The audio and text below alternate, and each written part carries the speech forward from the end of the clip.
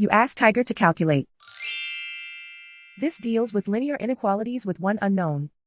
The final result is x greater than 54 over 11 greater than 410 over 11. Let's solve it step by step. Group all constants on the right side of the inequality. Subtract 6 from both sides.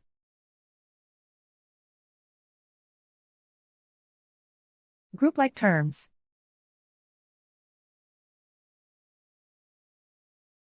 Simplify the arithmetic.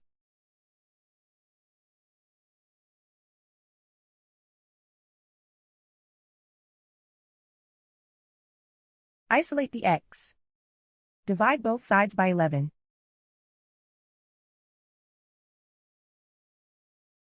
Simplify the fraction.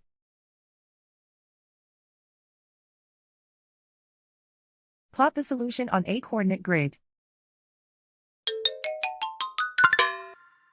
And so the final result is x greater than 54 over 11 greater than 410 over 11.